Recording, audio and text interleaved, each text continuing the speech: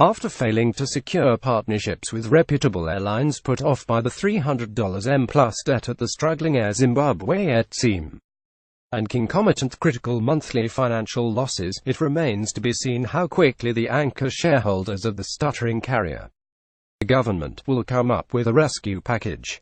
Citing huge financial challenges, the airline cut 200 jobs, reducing its workforce by half. The ongoing financial crisis exposes the airline to too many risks, especially as far as creditors are concerned. Transport Minister Joram Gambo told the Daily News in an exclusive interview that at present government has no money to bail out the hemorrhaging Airzim, which this year alone made a loss of $24 million.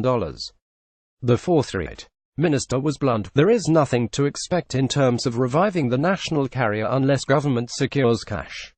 For now, it's a sinking company," he said grimly. The Stonebrook government had mooted an idea to pump cash into the airline but has so far failed to lend the pledged undisclosed support.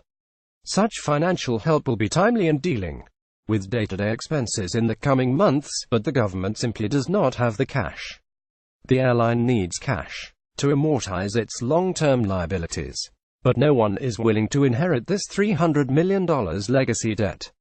Gambo said Cabinet approved the recapitalization of Airzim and then tried to negotiate with at least 12 airlines, which included 2 African airlines, Ethiopian Airways and Kenyan Airways, but no one is willing to come on board.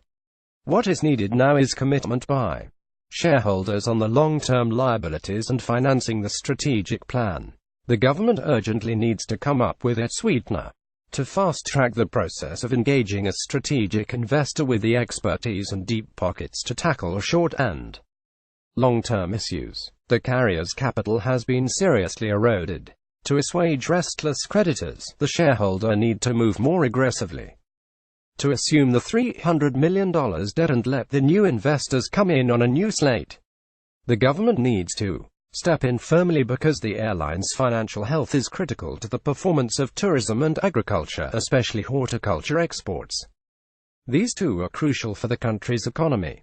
With exports performing badly, the current account deficit worsening, and underperforming Airzim is a prospect the administration of President Emmerson Mnangagwa must be unwilling to countenance.